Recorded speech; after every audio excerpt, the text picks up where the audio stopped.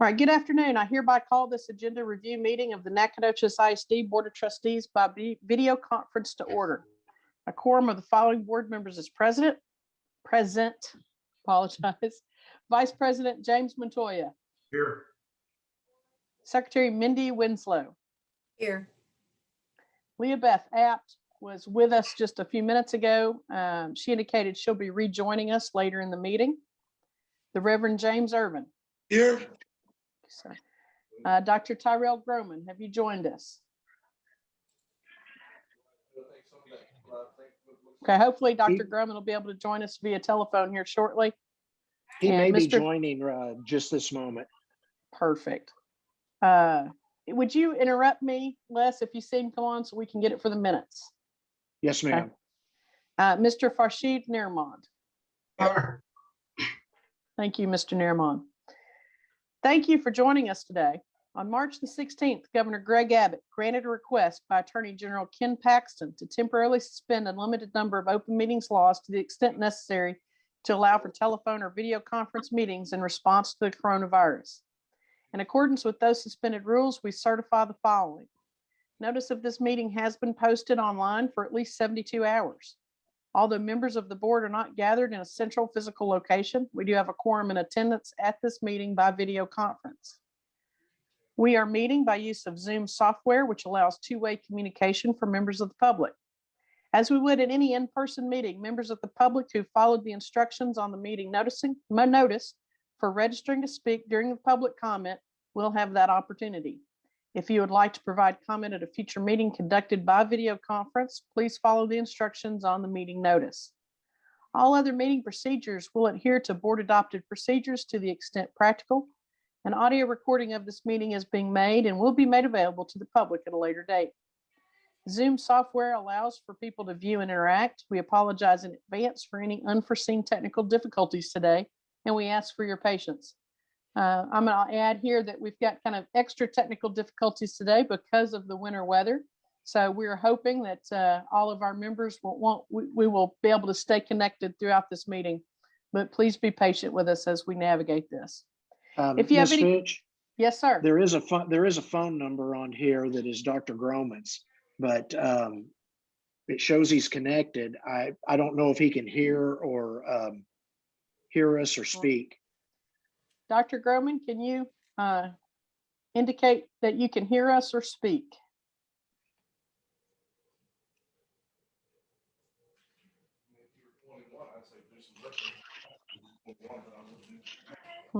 Maybe having some audio problems.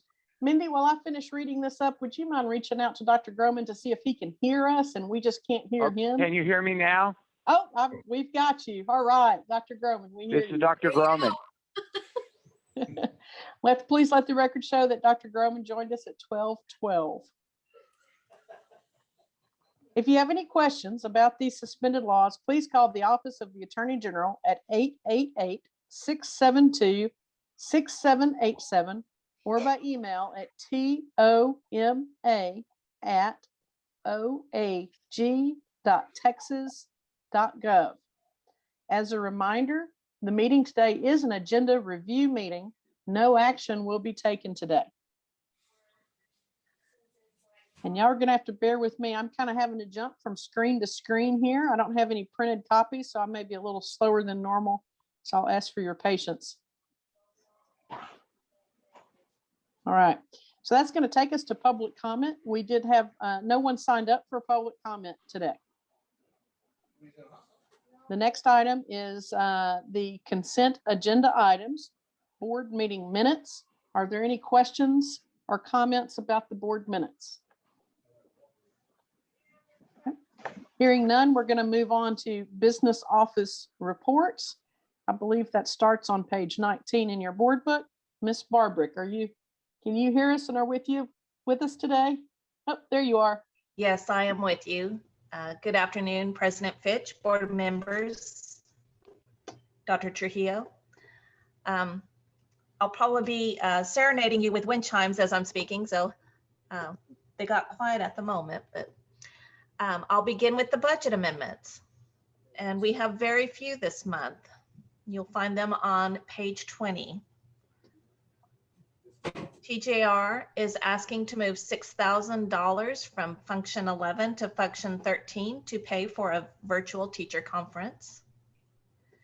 And BQJ is requesting to move $3,140 from professional development to instructional leadership to pay for administrator professional development. Do you have any questions on budget amendments? All right. I'll move on to the investment report.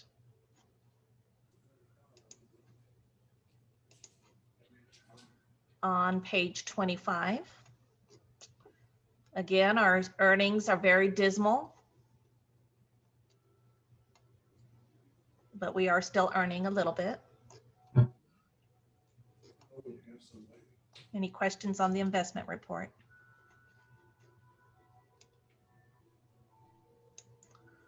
All right, I'll move on to donations. We received $100 for school uniforms from Michelle Peck and $1,000 from Timpton Ford for the boys basketball team.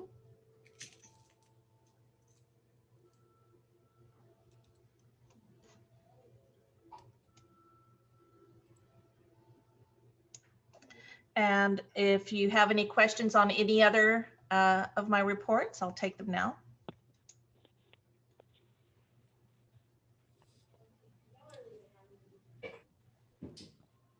All right, hearing no further questions. Give everybody a minute. All right. We'll move to item C, consideration of audit engagement letter for fiscal year ending June 30th, 2021. Ms. Barber. All right, it's that time again to engage our auditor for next year's audit. This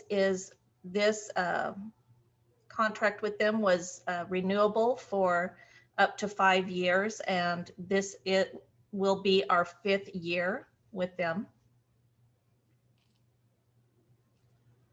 The total projected fee will be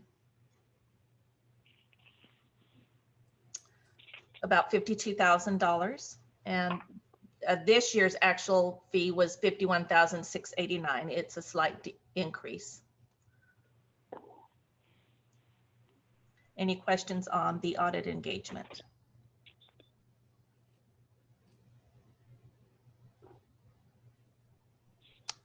All right, thank you, Ms. Barber. You're welcome. Okay, we will move now to item 4, the action agenda for Thursday. Item A, recommendation to name the CTE edition at Nacogdoches High School. Mr. Martin. Good afternoon, President Fitch, members of the board, Dr. Trujillo. On February the 8th, the Facilities Naming Committee met via Zoom and made a recommendation to the superintendent to name the new CTE edition at Nacogdoches High School the Malcolm Rector Center for Advanced Careers and Innovation. In accordance with board policy CW Local, present at the meeting was a board member, Dr. T.C. Groman, a representative from the campus or facility, Jacob Lusk, a representative from the business office, Lisa Barbrick, a representative from the maintenance department, Ralph LaRue and Cindy Robertson, and a representative from the police department, Chief Sandra Mary. Also included community representation from Ed Poole and Jimmy Mize. Recommendations that that the board consider approving the new name. Could you say that name again? Malcolm Rector Center for Advanced Careers and Innovation.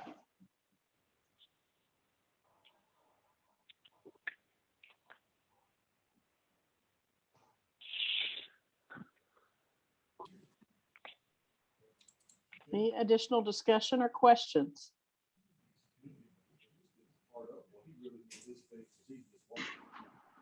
All right.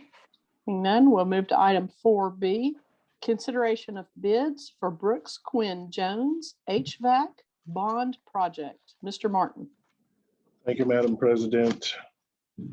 On February the 4th, 2021, the district accepted bids and for proposals for the Brooks Quinn Jones HVAC replacement project. In your board book, we've included the bid tabulations along with a letter from Mr. Army Curtis, our architect. I will note that we've discovered that the budget impact on your action sheet should read $1,512,600. This project came in just over budget by $82,600. Mr. Curtis, Mr. LaRue went back and sharpened the pencil to work on this particular proposal and value engineered $35,000 from the project to get it down to the overage of $82,600. We'll be happy to entertain any questions the board may have. Mr. Martin, what is the total now? I'm sorry. What is Say the again. total, what is the total expense at this time? The total budget impact or expense is $1,512,600. Okay. I don't see the $600, but I guess I have to add to it because what I'm looking at, it says $1,512,000. Yes, sir. Coach Nerman, you're correct. That was and that's what I'm explaining to the board. That was an error on our part. We left the $600 off. Okay, thank you. That'll be corrected, I assume, before Thursday. It will be corrected prior to Thursday. Yes, ma'am.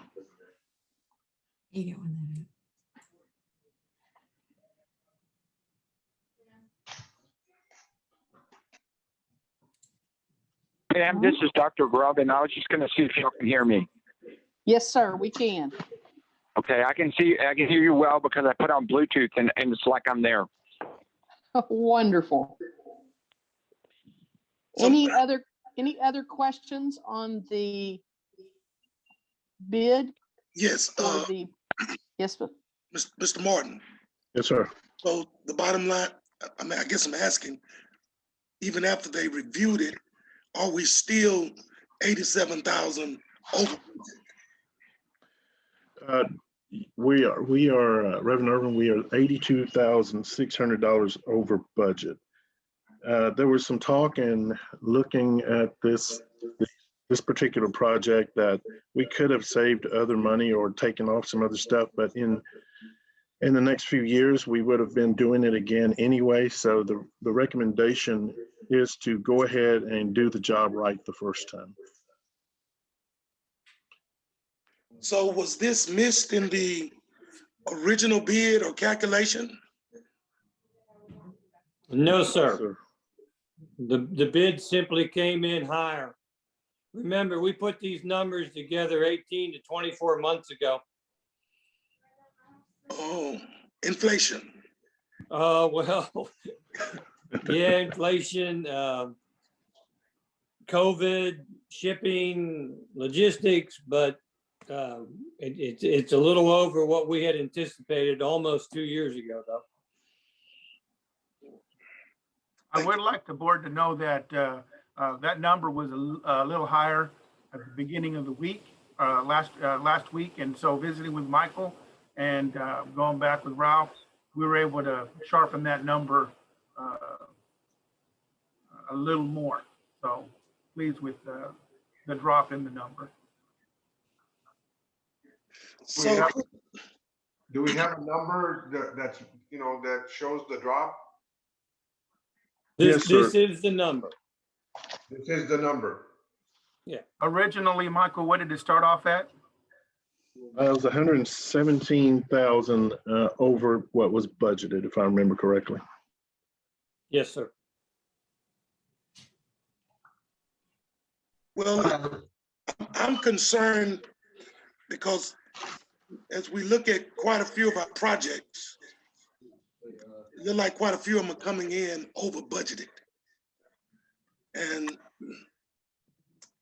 I just thought I would Yeah. look at that. I might ask, I know at our last meeting, Ms. Barbrick, after we had awarded those contracts that we did at our last meeting, I had requested that the board be sent an updated spreadsheet to kind of show us where we're at. I have not received that yet. Is that possible that we could get that in our hands before Thursday so we can kind of see where we're sitting overall? You will find that in the board reports. Let me get you the page number. Okay. Yeah, I saw it today, Pam. Oh, I missed it. I apologize. Yeah, It is on Okay. page 91.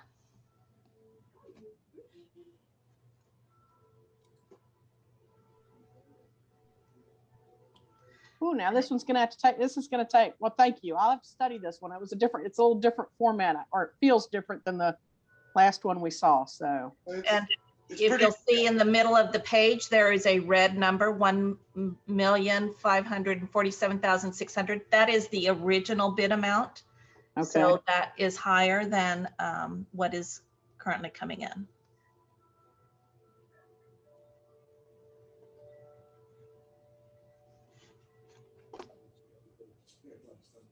So right now we're showing the bottom.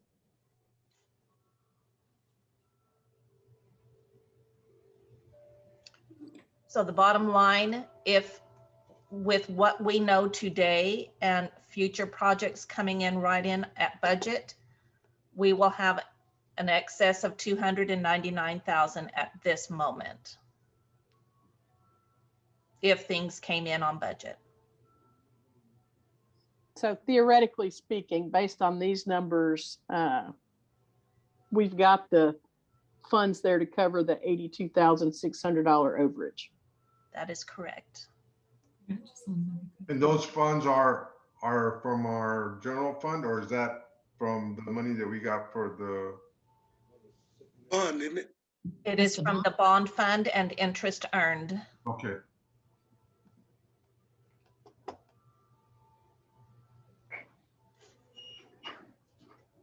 Again, I want to reiterate that is assuming all future projects come in at budget.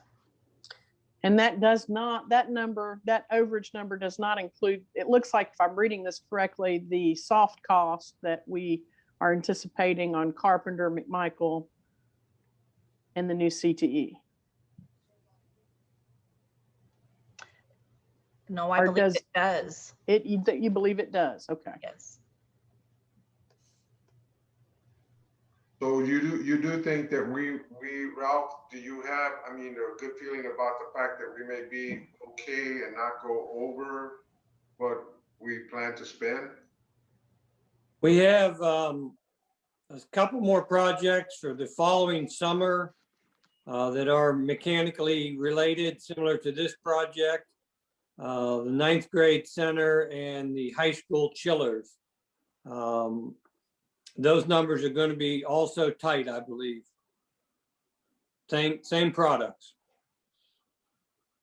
But when you say tight, does that mean we may end up having to pay more than what we have? I'm not prepared to make that call. Again, these are numbers we put together quite a while ago. Right. I'm not going to promise you that they're not going to be over. I'm not going to promise you that they're going to be under. That's the following summer. You know, we're still 2 summers out. Okay. I can tell you though, Mr. Montoya, that when we get numbers that come in, just like we did this last time, I do appreciate Ralph and Michael. We're able to go back to the table and really see how we can lean in a little bit to sharpen some numbers. And fortunately for us, we were able to kind of whittle down some numbers. We may get to a point that we're leaning in and there's no adjustment that will come, but we won't know that as until we move forward. But we're not taking the number immediately as it's given. We're going back to the table and saying, okay, what else can we do to tighten this up? Okay. So we went from 132,000 down to 82. 117,000 down to 82. 82. So what, as a district, what did we sacrifice to to get the number at that? Within this project, upstairs in the mezzanine of the BQJ property are 3 very large cabinets that we feel have a life expectancy of 25 to 30 years. And we are just going to play that life expectancy out on those. That gets us out 15 more years. We will replace the condensers that are tied to those units because they do not have that longer life cycle.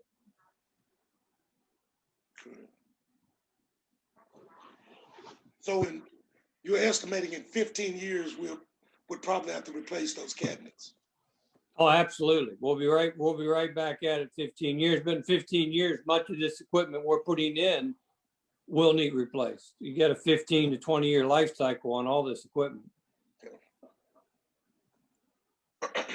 Mr. Irvin, that's a great question, and it begs to explain further that as the team was looking at, within the next few years, if we did not plan accordingly, there's some things here that we need to go ahead and just put it in the docket. Otherwise, if we didn't, we would be coming back to the board in the next couple of years with a couple of things that we could have just taken care of right now. And I actually believe, and I'm no construction guru, but I'll defer to Ralph, that if we waited and we did these separately, it would cost us probably more than having it done collectively right now. Absolutely. Thank you.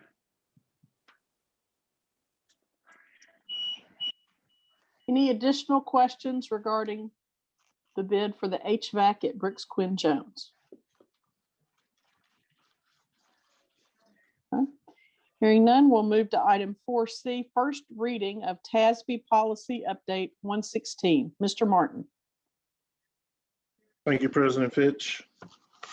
The administration has looked at and reviewed Update 116 from TASB. As you all are aware, it contains many legal policies. However, the board is only responsible for those local policies. We did have a further revision to local policy DCE, local to match how we currently practice our operations. I'll be happy to answer any questions the board may have with regards to Update 116. This is a question, Neilman. I have a couple of questions.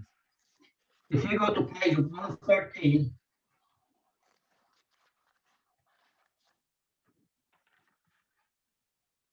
it says, how the district responds when the students become ill and requirements for administrating medications. Are you there? I'm trying to get there, Coach. Tell me which policy. It's okay. FFAC? I guess that's what it is. I don't have it exactly. But I know it's at page 113 of the board book. Okay. I mean, not the board book, but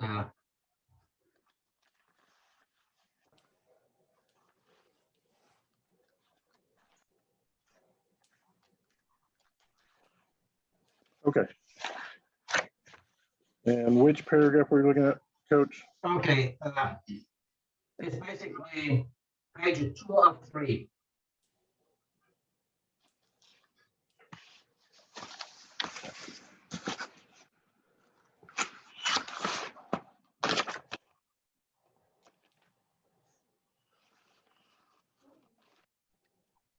All right. There? I think I'm there. Okay. The statement says some district have policies that would permit the district to purchase non-prescription medications for the use of district athletic programs. Do we have anything in writing currently? Do you know? You're talking about the athletic program provision that talks about the district shall purchase non-prescription medication that may be used to prevent or treat illness or injury in the district's athletic programs. Is that the one? Yes, sir. Do we have a written exact policy on that or any instructions? If we don't, then I'd like to explain how we have done it. Okay? In the past, Go ahead, Coach. okay, in the past, every athletic program has a so-called medical box. And that medical bag or box would be refilled by the athletic trainers every year.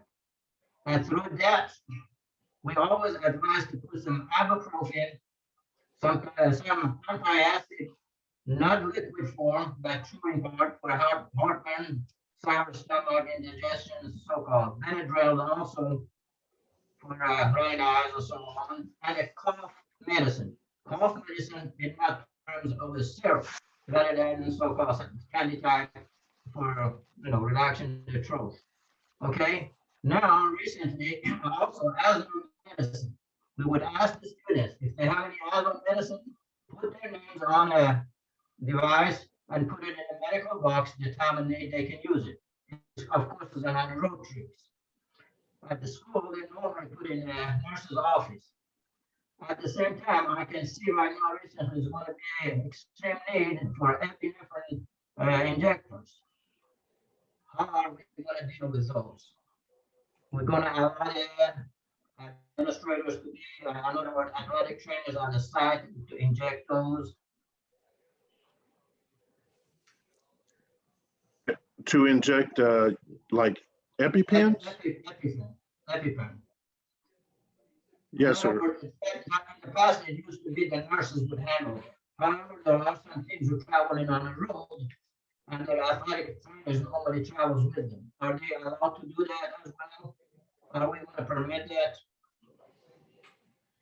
Coach, I think that is part of a required training now for our athletic trainers is to have the EpiPen training. And then, of course, they would have to call 911 after they injected it or administered the medicine. Mm-hmm.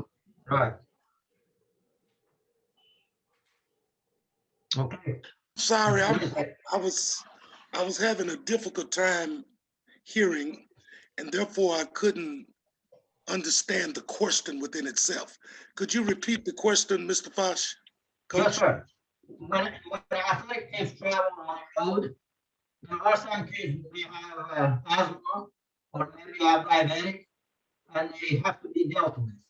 Are those medications allowed to be prescribed or actually used or basically injected by the athletic trainers or not? If that is the case, do they have to see a training? Training, okay. Well, are we authorized to do that or not? Am I making it too complicated? No,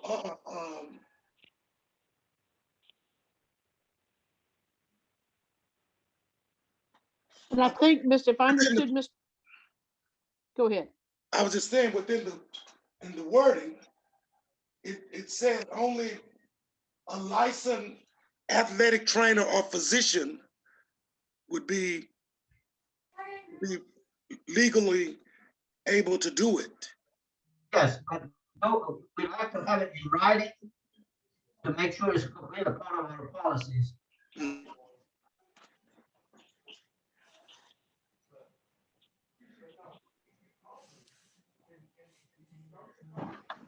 All right.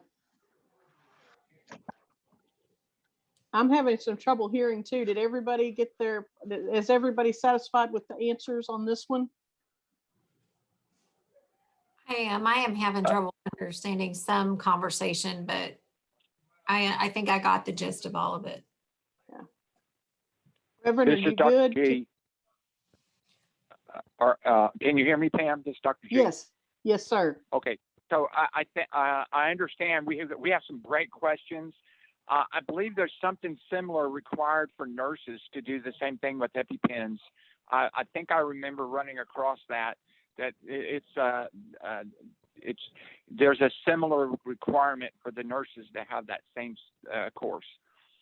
So we could double check that to see that, that this is going to be something that happens here, and wherever else.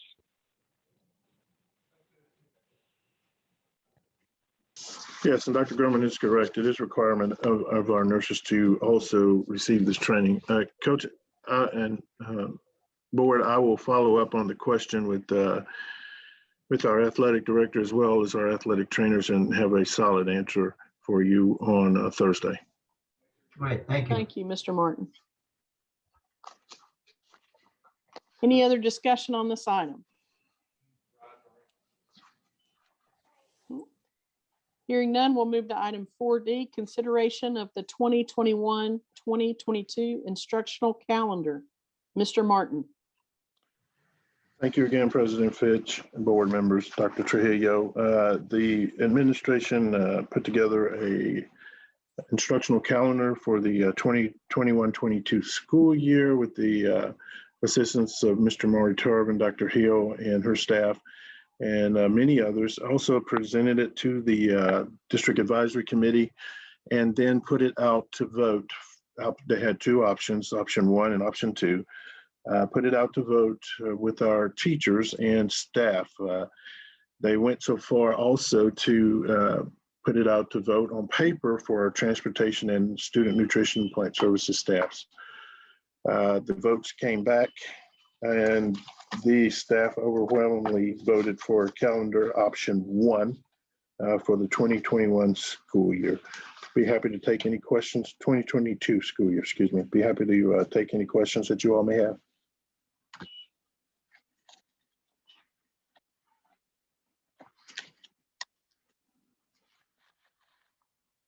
Was that option 1, Michael Martin, was that option 1 the one that pretty well is the same as the SFA schedule?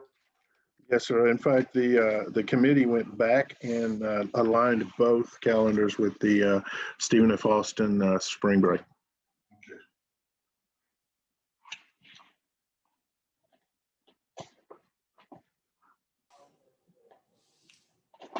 Any additional questions on the proposed school calendar? Hearing none, we'll move to item 4E, consideration of Nacogdoches High School 2021-2022 course catalog, including new courses offered for the high school credit. Dr. Hill. Hi, good afternoon, Madam President Fitch, board members, and Superintendent Trujillo. You'll find the action sheet for this on page 524 of your board book, and then you'll see the Nacogdoches High School course guide begin on page 525. I do want to extend a thank you to Dr. Corley, Ms. Ivy, the counselors at the high school, Mr. Lusk, for getting this ready for us today. And then more importantly, or equally of importance, if you'll look at page 612, that begins our new courses that we would like to offer during the 21-22 school year. So I'll give you a moment to maybe turn to page 612. You'll notice that we were approved to offer our National Defense Cadet Corps program for our students as of next year. So we're super excited about that. We have finalized the job description and that will get posted soon for that instructor. As you continue on, and we did list the page numbers of each of these new courses that correlate to the course guide that is located within your board book. We have a scientific research and design for biomedical science as well as engineering. We have some new practicum courses and in visiting with Mr. Lusk with some of the new changes with the CTE curriculum from the state, they've just renamed a couple of these courses. So you'll see practicum in entrepreneurship, practicum in construction technology, practicum in health sciences, EMT, as well as phlebotomy. You do see that we have listed again our NNDCC because it does count, or it can count as PE credit for some students. You have the first level, then you have 2, 3, and 4. Of course, as we're offering it for the first time next year, any student can take the course that's currently enrolled in Nacogdoches High School, but we'll welcome our incoming freshmen who are wanting to partake in this course.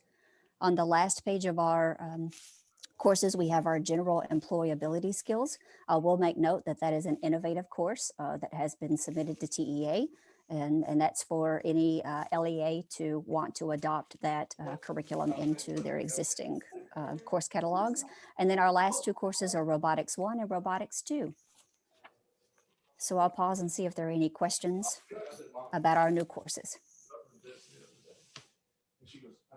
Dr. Hill, this seems like a great moment. First, I want to say it's always exciting to see the new CTE offerings that we're kind of moving toward and refining. And as we continue to build, earlier today, we discussed the renaming of the CTE building that's under construction there. We're getting very close to completion on that.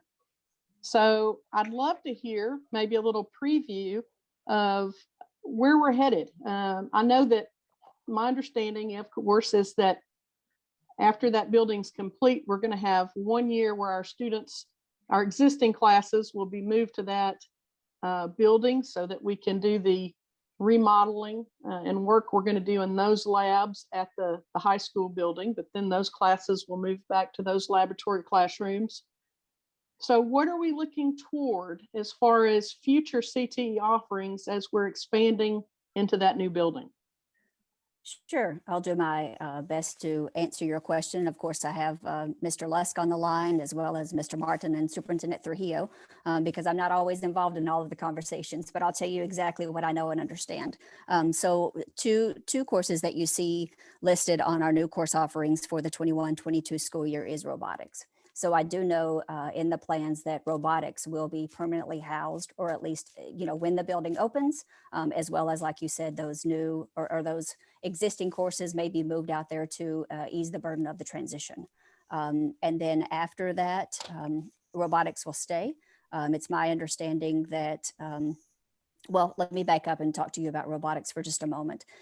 I've charged Ms. Autry as well as Mr. Lusk to create a robotics plan, a 3-year plan that will even begin down at the elementary level. In the past, in Nacogdoches ISD, we've offered robotics, but it's typically been allowed for our gifted and talented students and maybe an after-school program. But by allowing robotics being offered during the school day, then it opens it up to all of our students. So our future with robotics is to continue to grow and grow.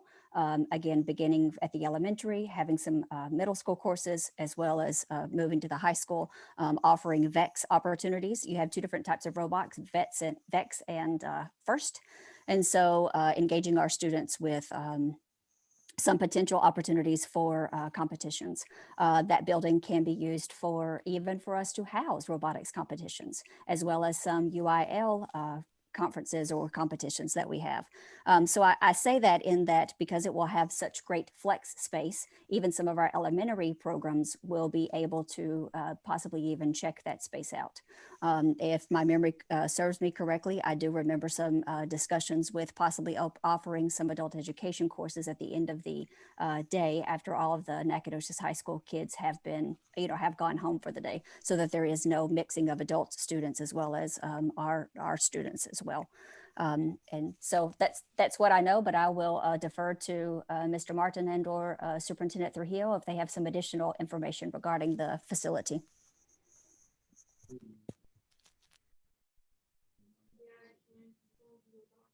President Finch, I'd like to add to the conversation that's there. Our main priority is going to be enhancing the opportunities for our high school students beyond the traditional innovative studies that we've been having. For instance, we might explore in expanding our construction trades. That's something that we don't currently have that can go a little bit deeper. So exciting to have some conversation with Mr. Lusk about expanding that direction.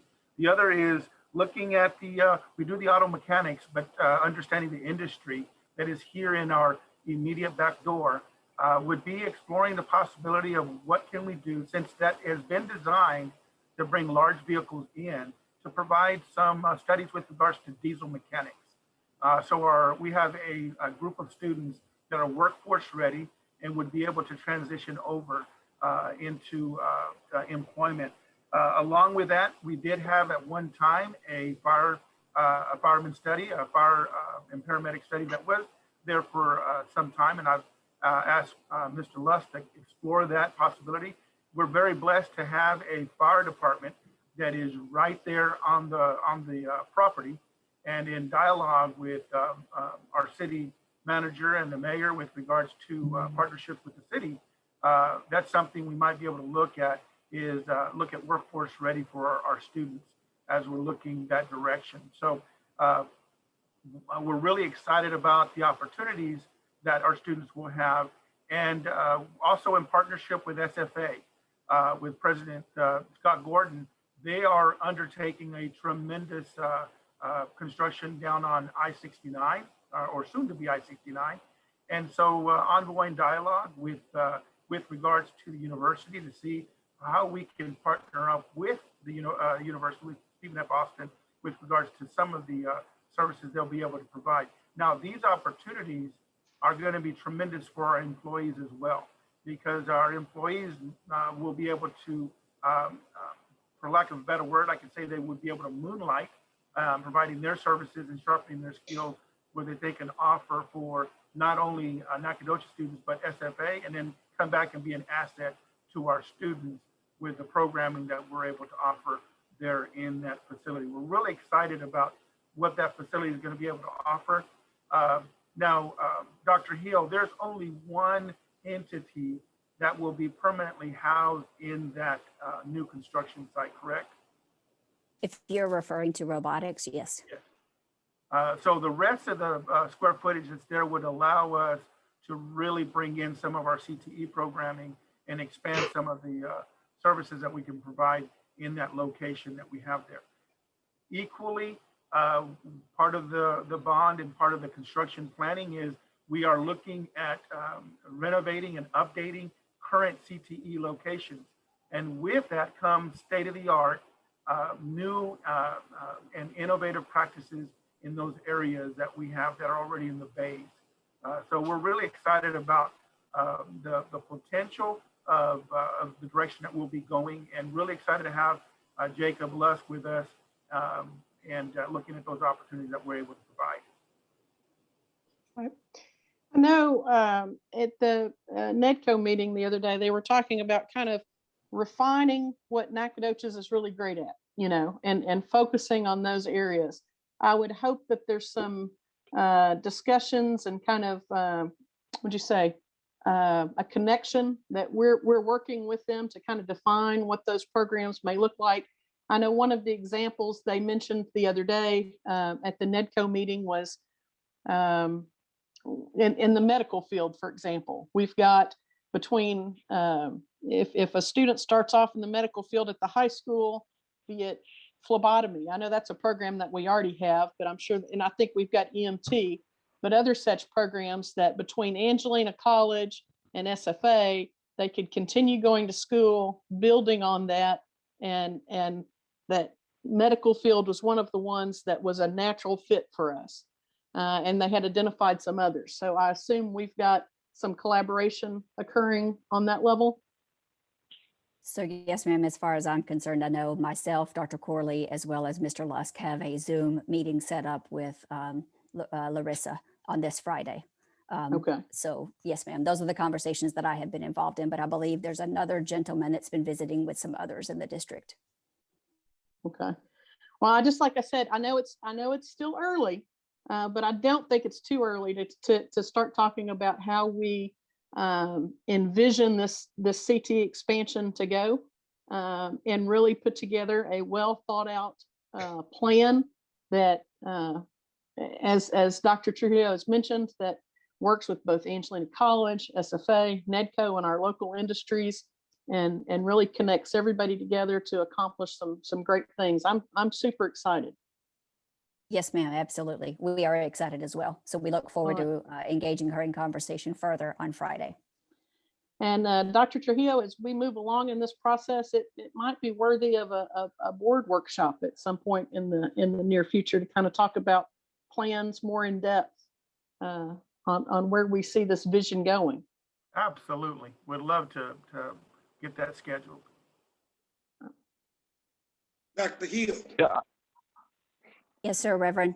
is there just a brief response to the impact of the ROTC program for our students as it relates to if they should choose to go active duty after being involved in our ROTC program at NHS? How would that impact them going into active duty? So yes, sir, that's a great question. Thank you very much. And I want to make sure that everyone knows that this NNDCC, that's the acronym for it, and forgive me because it's so long. We just want to make sure that the curriculum, and it's not a we want you to go into the military, because they are about teaching citizenship. And so I want to make sure that everybody knows that that's our first priority and their first priority. You notice that Navy is in the description of this, and we clarified that you do not have to go towards the Navy. You can go into any branch of government. In one of the not job descriptions, I apologize. In one of the descriptions, and I believe it's found on page 564 in your board book, basically, and I think this is to your point, once a cadet, which would be our student, presents evidence of successful completion of at least 3 years in this NNDCC, they are entitled to advanced promotion to pay, grade E3 upon initial enlistment in an active or reserved component of the Army, Navy, or Air Force, and a pay grade of E2 in the Marine Corps. Wow. So I hope that answers your question, Reverend. Yeah, absolutely. Thank you. Perfect. Thank you so much for clarifying that for me. Yes. Now, Reverend, to piggyback on that, if one of these high school students decide to join or go to a higher education that offers an ROTC program, then there are more scholarships that can be provided via the military. That could either be at SFA here, because we partnered with SFA, and they've been instrumental in our conversations, and also with, for instance, Texas A&M or any other university that offers an ROTC program. Our students have, they were becoming, up until now, our students decide to go to an ROTC school, they start at ground zero. Now, our students with the programming at the high school will go in there very well prepared and be able to use that as their advantage for additional funding that can provide them support for continuing their education. Now, the whole world changes then, because now they're going the commissioned route. They would not be necessarily going as a non-commissioned. They would be going the commissioned route, which means they would be an officer in one of the military branches as well. So this is the future of our young men and women as they look at the military in that direction. And being a veteran of the armed forces, I couldn't be more proud of the fact that we've got an opportunity to do some amazing things with our students that make a decision to serve our country. I'm very excited about that. I know, thinking back to graduations, we always have a number of students who choose to go to the armed forces, either as a career or a mechanism to pay for additional schooling after they finish their enlistment. And this is wonderful that they'll be able to enter at an E3 enlistment. Absolutely. And I also want to come back. I didn't point it out, and I do want to really congratulate you guys on the addition of the robotics 1 and 2. Yeah. I think that's something we've needed for a number of years. We do have opportunities at the elementary level through the GT program, but those students that would participate in that, and they may really enjoyed it, and then they got to the high school and there was really nowhere to go with it. So I'm so glad that we're going to have that opportunity for those students who are interested in, and that's more than just building robotics. That's coding, and we know how important coding is in today's world technology. Absolutely. Thank you. We are very excited about that new program. Dr. G, I wanted to say something with this. Can you hear me? Yes, sir. Okay, so I think it's really brilliant. I'm very pleased to be with such a like-minded group of trustees and all the people that we work with. These CTE things are very important, and the fact that we're looking at expansion is really critical because it takes a while to get the inertia going. And the medical field is wonderful because in all the aging of the boomers, there's going to be always increase in the number of people that are certified or qualified to take not the lowest position, but proper position for them. So I think that the higher number of certificates we can offer to our students, the better off we'll be. And I remember reading something in the new legal. I think it's required that they have 5 certificates. Maybe somebody wants to address that or talk about that. I think maybe that number has gone up, or at least that's what I read. And then something else that might relate to military and this CTE. I saw something about Purple Star, and I didn't really understand that in the legal stuff, but I think it maybe applies to this area. So if somebody could address Purple Star and maybe educate me or others about that.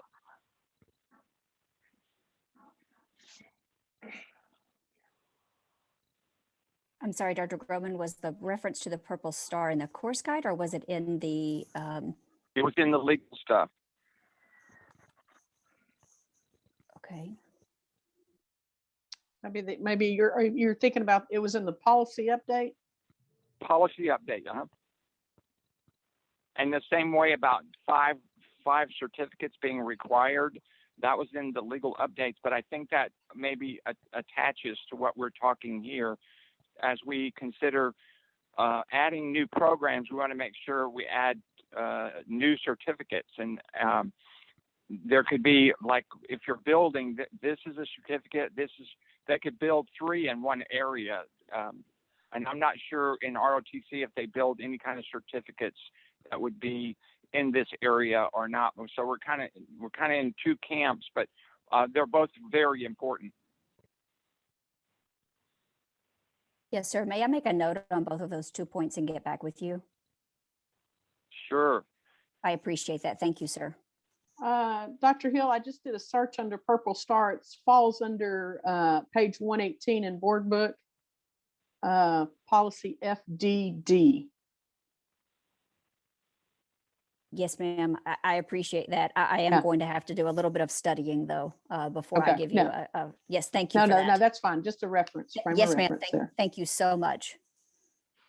President Finch, I might add to the conversation with regard to certifications. We're going to be looking at, there are opportunities here at the high school that students continue and go through the coursework, they complete the coursework, and then we kind of fall through with not completing the certification behind it. And that could be in software, that could be in medical, that could be in a variety of areas. So one of the things that we're looking at is, if a student is taking a coursework based on the course handbook, and those courses provide certification, we're missing a big opportunity to arm our students with certifications that are already aligned to the curriculum that are in place. This also helps us with the CCMR, the College Career Military Readiness component that the state measures our success at the high school. This is what's exciting, because we're kind of looking at a holistic approach where if a student, or a teacher, should I say, is teaching a course that has a certification that is attached to it, then we need to do everything we can to provide those opportunities. Now, with that comes a cost. So we'll have to determine, what does that look like? Because if a student needs to take a certification and they don't have the resources to complete that certification, then that's a conversation budgetary that we need to look at. Because if we have a high, lower socioeconomic group of students that are doing everything they can and taking the right courses, but they're not taking the certification because of a financial shortfall, personal financial shortfall, then we are not meeting the needs of that kid. So we've got to make sure that we can evaluate if they're on a specific pathway and they don't feel that with a certification, really, we've done a disservice. So we're looking at certifications, and each one of those certifications, to Dr. Groman's part, work tremendously towards our CCMR results that the states come back. So everything we're talking about, and these are not CTE only courses. These can be in the humanities, this can be in the sciences, this can be in the mathematics and in the technology realm, where there are some certifications that are there.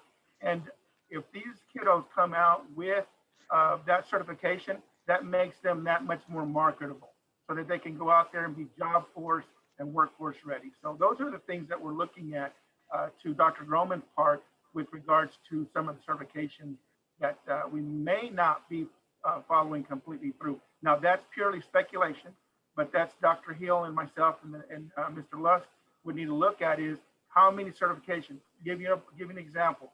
An English teacher, a math teacher, a science teacher, they have end of course exams they provide students. We can measure the success of students based on that. We also need to look at opportunities for courses that don't have an end of course exam, but they have certifications. How many students that are in a classroom that can come out with a certification are truly coming out and meeting the criteria for them to be certified? That's a measure of success with the programming and causes us to really evaluate the effectiveness of what we're meeting the needs of the kids in that pathway. I really appreciate the fact that you're looking at that because we want our graduates to be employment ready. Absolutely. So if I may interject, I have a couple of good phone of friends that are on the line with us today.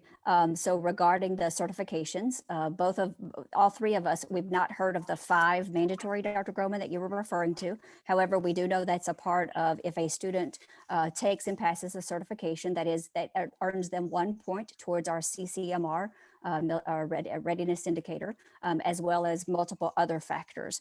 And then regarding the Purple Star, I will continue to do a little more research, but at this juncture, it is unrelated to NNDCC, and it's for any and all campuses and making sure that we connect our students and families who are supporting the military. So we'll get back with you specifically on the Purple Star, and we'll do some research on the 5 certifications, but we believe that they've not changed the CCMR regulations. And so that's just if a student takes and passes the certification, that earns them the point and us the point towards our CCMR for accountability. Dr. G says, thank you very much. Absolutely. Thank you, Dr. Groman, for the great question.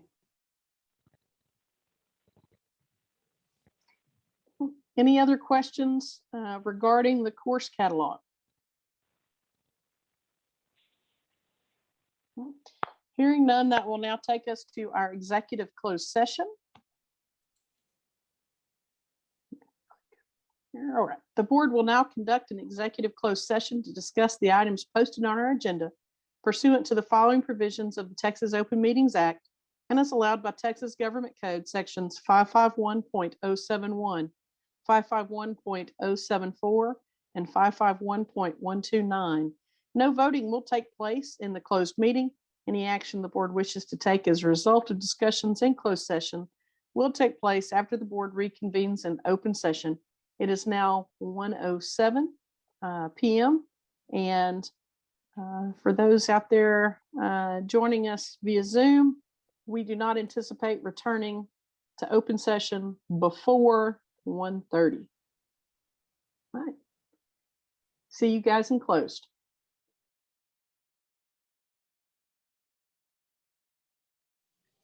All right, let the record show we're now reconvening into open session at 2:23 p.m.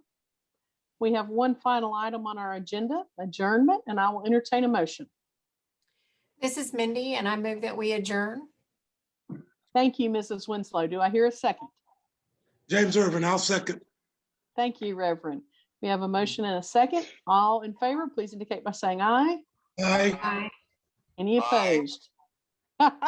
Thank you, Dr. Did you get his Drummond. eye? Okay. We got his eye. All right. Thank y'all so much. We All right. stand adjourned. Y'all have a warm day. Yes. Right, see you Stay guys warm, Thursday. warm and safe. Thank you so much. Good job. Thank you. Bye. Bye.